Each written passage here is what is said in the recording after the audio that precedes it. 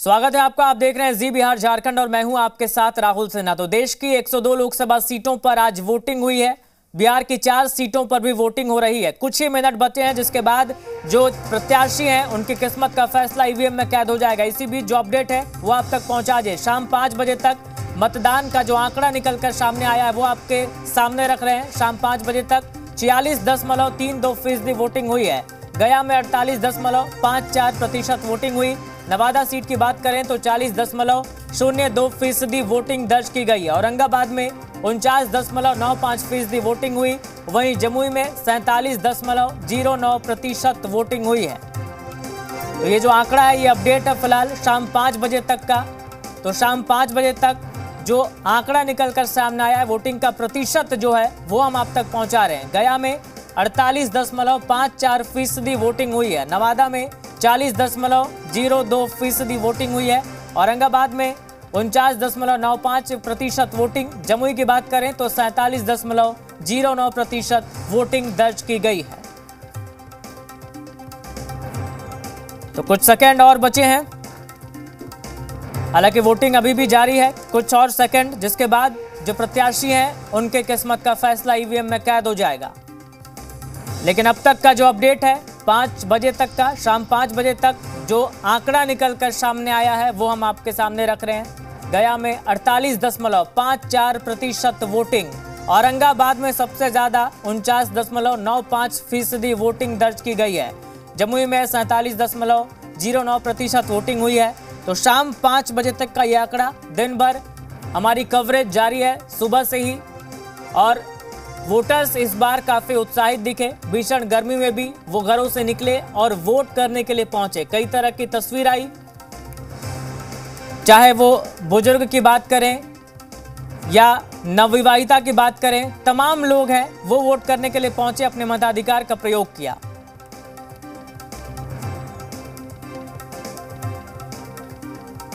और हमारे सहयोगी रजनीश हमारे साथ लाइव जुड़े। रजनीश, कुछ ही सेकंड और उसके बाद ईवीएम में कैद हो जाएगा प्रत्याशियों की किस्मत का फैसला। देखिए, अब जो पूरी एक्सरसाइज है वो वाइंड अप हो रहा है यहाँ पे। और ख़ासतौर पे अगर जमुई की बात कर ले तो 5 विधानसभा क्षेत्र में 4 बजे ही मतदान जो है वो ख़त्म हो गए थे। और उसके बाद ईवीएम को जमुई ले जाया जा रहा था। और शेखपुरा में जो है वो थोड़ा देर तक यहाँ पे समय मिला। जहाँ पे अभी हम खड़े हैं ये शेखपुरा का इलाका है, जमुई लोकसभा क्षेत्र, शेखपुरा विधानसभा।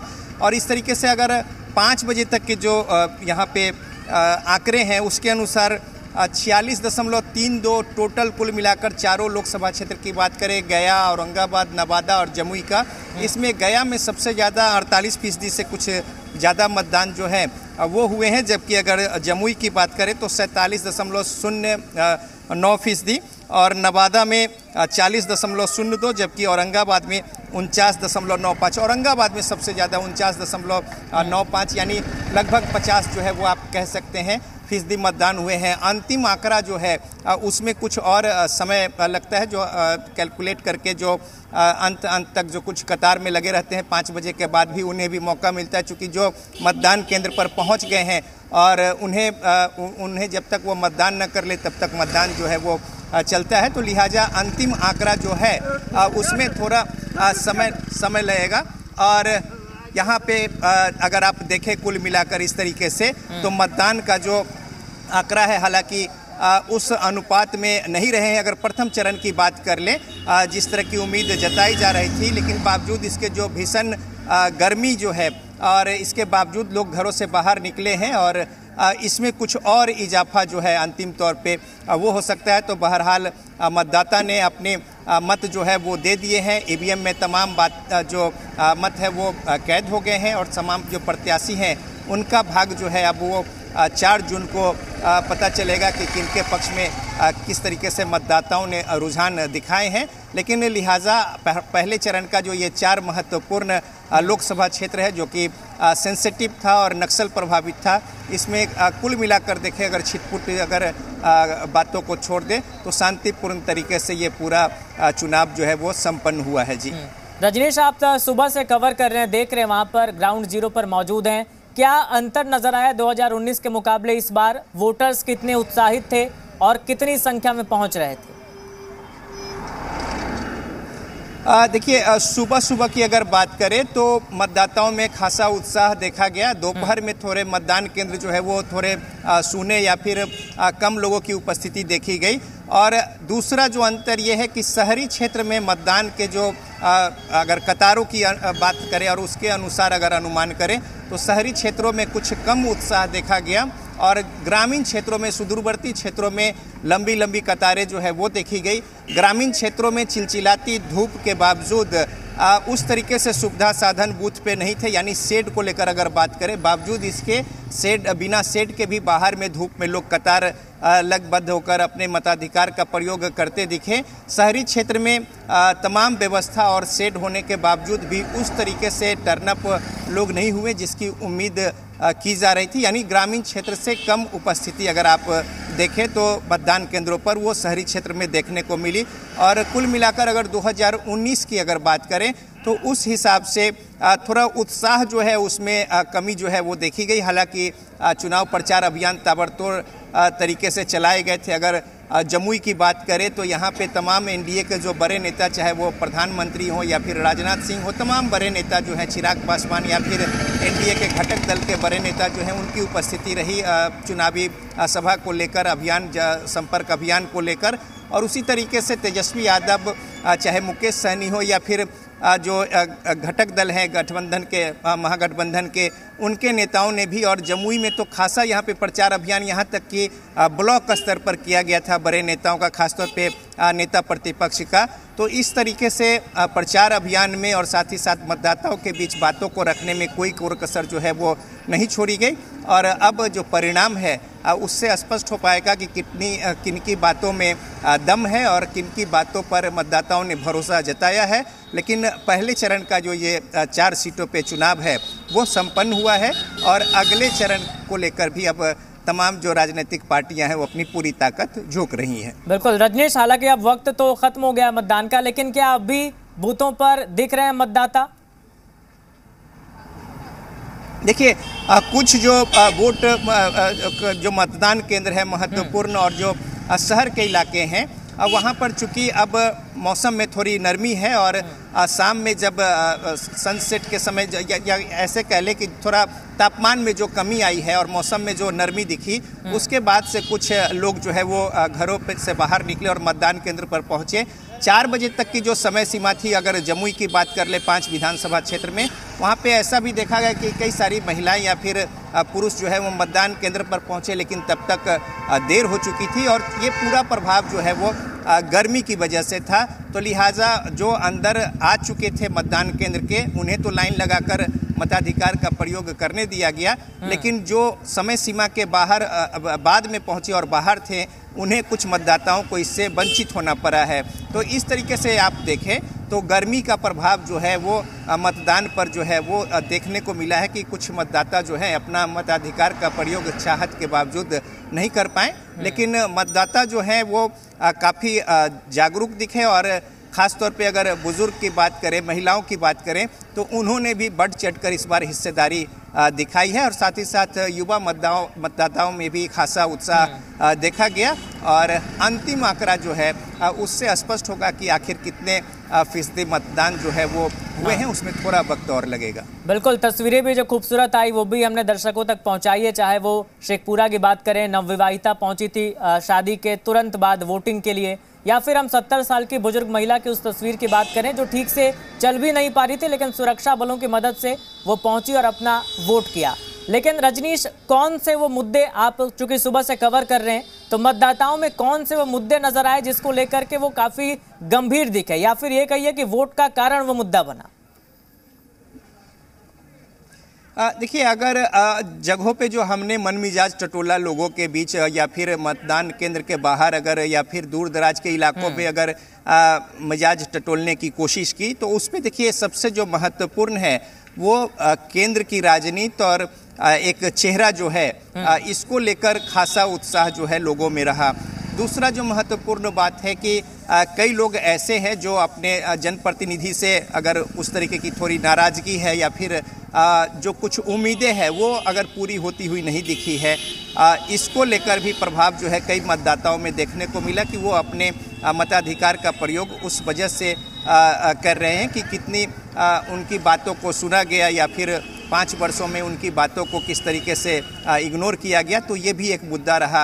विकास की बातें सब लोग कर ही रहे हैं, इसके अलावा रोजगार और कई सारे महत्वपूर्ण जो मसले मुद्दे हैं वो भी प्रभाव रहा। अलग अलग क्षेत्रों में, अलग अलग जगहों पे या फिर अलग अलग जो टोले मोहल्ले गांव कस्बे हैं उसमें अलग अलग तरीके से वोट पैटर्न जो है वोट कास्ट करने को लेकर वो देखे गए। लेकिन कुल मिलाकर देखें तो व्यापक स्तर पर एक देश हित की बात जो है उसमें बातें कही गई।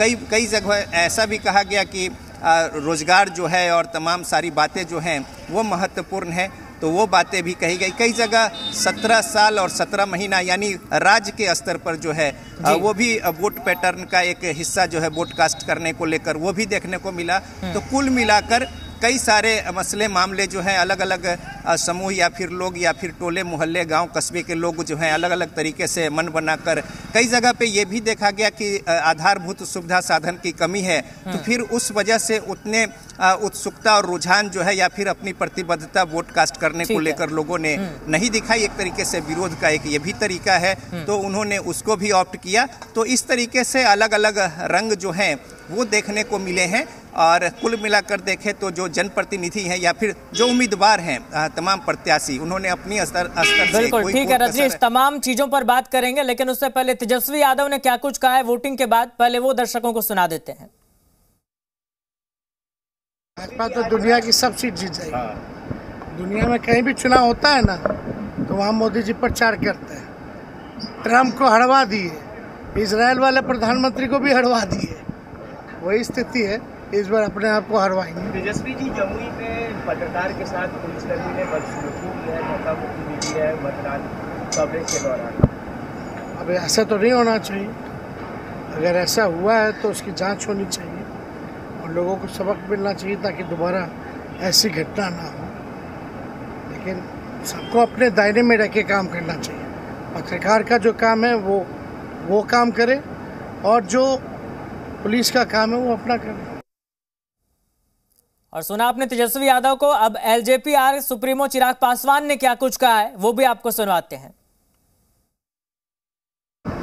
भाई चारों सीटों पर बस लास्ट के कुछ समय बाकी रह गया, पर जो भी जानकारी मिल रही है और सुबह से हम लोग जानकारियां ही हम लोग ले रहे हैं, वो जानकारी इस बात को तय ज़रूर करती है कि चारों की चारों सीट हम लोग बड़े अंतर से, मैं बार बार इस बात को मैं कह रहा हूँ, इस बात को ध्यान ज़रूर दीजिएगा, हम लोग बड़े अंतर से इस बार 40 सीटें जो जीतेंगे उसमें विनिंग मार्जिन जो होगा वो काफ़ी बड़ा रहेगा।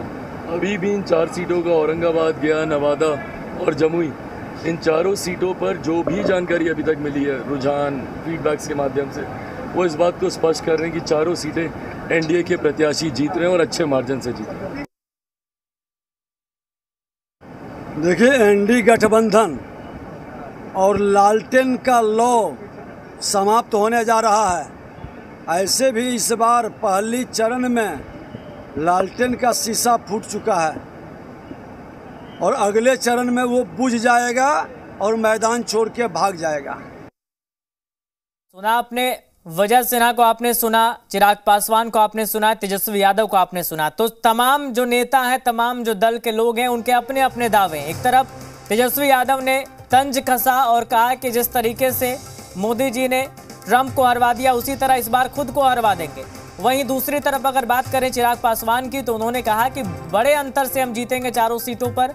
यह भी कहा कि जो हमें जानकारी मिल रही है, जो कुछ भी इंफॉर्मेशन आ रही है, उसके हिसाब से ये तय है कि हम बड़े मार्जिन के साथ जीतने वाले हैं। वहीं विजय सिन्हा ने कहा कि लालटेन की लौ अब बुझ गई है। वहीं डिप्टी सीएम सम्राट चौधरी ने भी कुछ कहा है, आपको सुनाते हैं।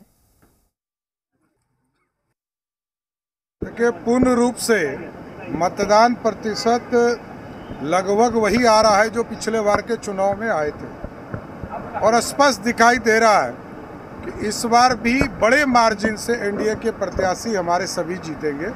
चारों की चारों सीट हम लोग बड़े मार्जिन से एनडीए जीतेंगे। तो सुना आपने, और रजनीश भी हमारे साथ बने हुए। रजनीश जी, देखिए जनता ने क्या आदेश दिया उसके लिए तो 4 जून का इंतजार करना होगा, लेकिन तमाम जो नेता हैं, सियासी दल के लोग हैं, वो अपने अपने दावे कर रहे हैं। अभी 3-4 बाइट्स हमने सुनी। एक तरफ सम्राट चौधरी हैं, विजय सिन्हा हैं, उसके बाद चिराग पासवान है। इनके दावे हैं कि जो महागठबंधन है, इंडिया अलायंस है, वो इस बार साफ होने वाला है। वहीं दूसरी तरफ तेजस्वी यादव का दावा है कि प्रधानमंत्री मोदी इस बार खुद को हरवा रहे हैं। यानी इनका कहना है कि जो आज 4 सीटों पर वोटिंग हुई है उसमें महागठबंधन के प्रत्याशी जीत दर्ज करेंगे। क्या लग रहा है, क्या माहौल है रजनीश जी?